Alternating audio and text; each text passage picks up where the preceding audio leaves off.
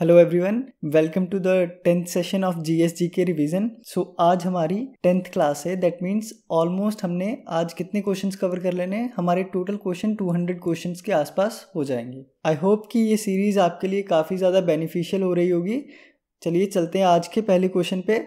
What is the chemical name of given Chowk. Again ये question science का है और साइंस की ही NCERT बेस्ड क्वेश्चन है। Answer is calcium carbonate. Calcium carbonate की कई फॉर्म्स जो है NCERT में दे रखी हैं, उनमें से एक फॉर्म उन्होंने चौक लिखा था। लाइमस्टोन भी कैल्शियम कार्बोनेट की ही फॉर्म है। सो NCERT बेस्ड क्वेश्चन है, सिंपल सा आंसर था। Next question is article 29 of the constitution of India grants which of the following rights. So option देखते हैं। First one is protection in respect of conviction of offences, article number 20। Traffic in human beings, ये 23 में given है। 23 protection of interest of minorities, article number 29। Prohibition of taxes on religious grounds, article number 28। So answer होगा option C. So again polity का एक बिल्कुल simple question. अगर तो exam में ये क्वेश्चन भी गलत कर दिया फिर तो बुरे ही हाल है। अगला क्वेश्चन देखते हैं। What is the chemical formula of ozone. इससे सिंपल क्या ही क्वेश्चन आ सकता है। तो ऐसा नहीं है कि एग्जाम में सभी डिफिकल्ट क्वेश्चन ही आते हैं। रिमेंबर, एग्जामिनर बहुत ध्यान से एग्जाम डालते हैं। उन्हें पता है कि एग्जाम में वो स्टूडेंट्स भी बैठते हैं जो सेल्फ स्टडी करते हैं। तो क्वेश्चन पेपर कुछ ऐसे प्रिपेयर किया जाता है कि सबके लिए एक फेयर चांस ऑफ पासिंग हो। सो केमिकल फार्मूला ऑफ ओजोन क्या होगा? O3।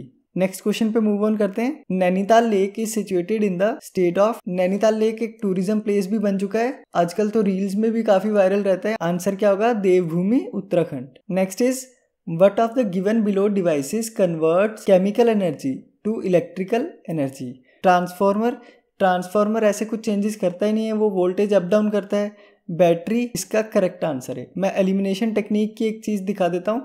इलेक्ट्रिक जनरेटर हमें पता है कि ये मैकेनिकल को चेंज करता है इलेक्ट्रिकल में, और व्हील भी अगेन मैकेनिकल को चेंज कर सकता है अगर उसे इलेक्ट्रिसिटी प्रोड्यूस करने में यूज़ करे। सो केमिकल एनर्जी यहाँ पे डायरेक्टली आंसर क्या आ जाएगा? Battery. Who fought Ahmad Shah Abdali at the third battle of Panipat. History का क्वेश्चन। अब पानीपत की लड़ाई तो हमारे लिए इंपॉर्टेंट ही है, सो मैं सभी कंपाइल कर देता हूँ। 1526 में फर्स्ट पानीपत हुई। पानीपत फर्स्ट किसके बीच में हुई? बाबर वर्सेस इब्राहिम लोदी। और जीता कौन? बाबर।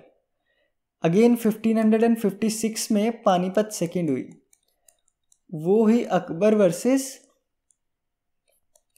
वर्सेस एक हिंदू राजा था हेमू, और उसमें जीता कौन? अकबर। अकबर के एक मेंटोर का नाम याद रखना, बैरम खान, वो लीड कर रहे थे, बैरम खान। उसके बाद थर्ड पानीपत हुई 1761 में, पानीपत थर्ड। पानीपत 3 में लड़ते हैं मराठास। कौन लड़ते हैं? मराठास वर्सेस अहमद शाह अब्दाली। अनफॉर्चुनेटली ये लड़ाई जीत जाता है अहमद शाह अब्दाली। मराठास का डाउनफॉल का रीजन ही पानीपत था, तो आंसर क्या होगा? मराठास। मूव ऑन करते हैं नेक्स्ट क्वेश्चन पे।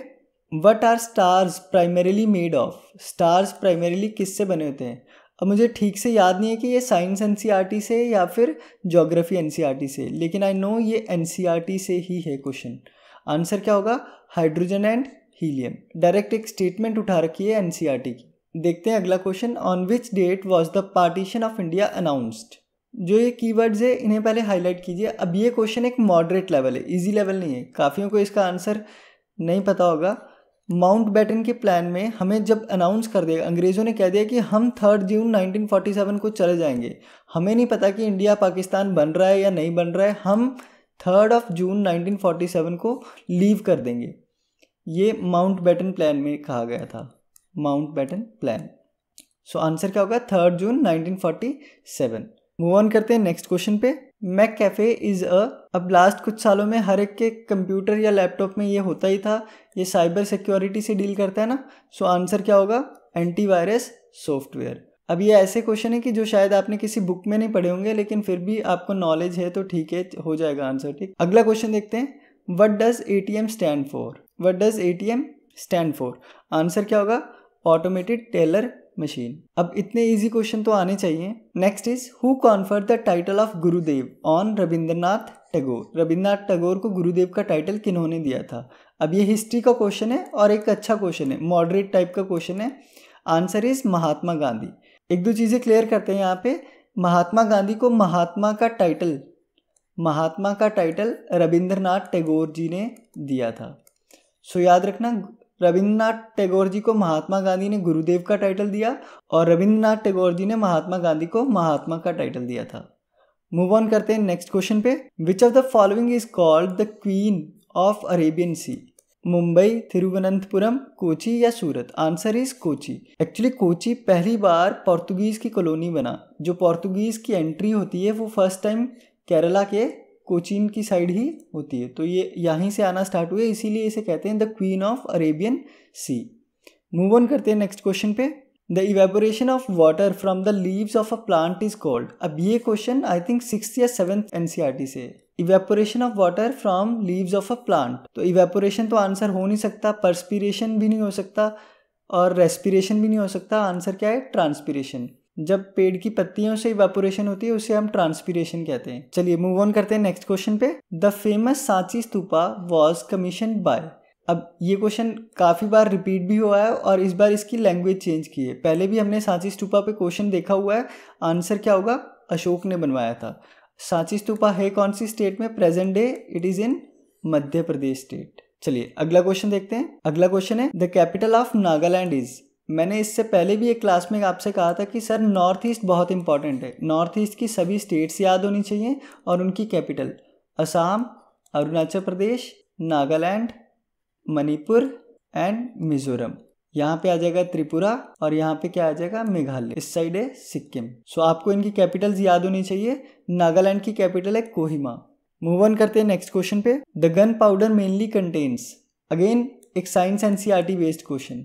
Answer is potassium nitrate. Next question देखते हैं। In which Indian state the Nanda Devi peak is located. Nanda Devi highest peak है उत्तराखंड की। जिन्होंने मुझसे ज्योग्राफी पढ़ रखी है उनके लिए तो ये बेहद इजी होगा। हमने पूरे इंडिया की पीक्स याद की थी ना स्टेट वाइज। अगला क्वेश्चन है the Ajanta cave paintings are testimony to the golden age of dash in India. History का one of the most important topic. पहले आंसर देखते हैं। आंसर है गुप्ता डायनेस्टी। रिमेंबर जो अजंता केव्स है वो औरंगाबाद महाराष्ट्र में है और ये जो पेंटिंग्स है ये बुद्धिज्म की थीम पर है।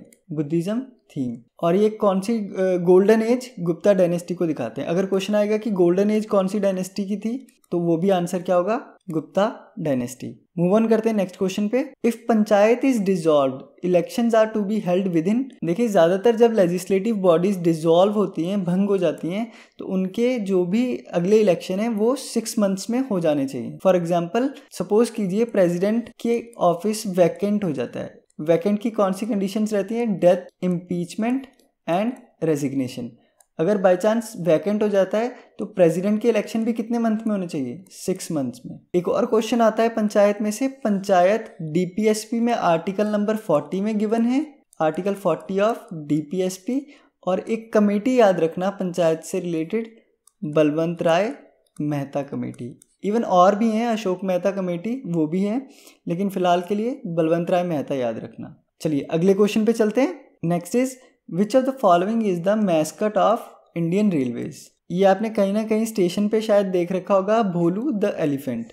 एक एलिफेंट हाथ में एक ग्रीन सिग्नल लैंप लेके खड़ा रहता है, ग्रीन सिग्नल लैंप। और ये मैस्कट बनाया किसने था? नेशनल इंस्टीट्यूट ऑफ डिज़ाइन, उन्होंने ये मैस्कट बनाया था। चलिए आज की क्लास ख़त्म होती है। मैं बार बार आपसे कह रहा हूँ कि प्लीज़ NCERTs रिवाइज कर लीजिए। अगर आप चाहते हैं कि NCERTs पे वीडियोस बना दे तो आप कमेंट कर सकते हैं, हम NCERTs पे वीडियोस बना देंगे। वीडियो अच्छी लगी हो तो वीडियो को लाइक ज़रूर करना और वीडियो अपने दोस्तों के साथ शेयर कर देना। Thank you.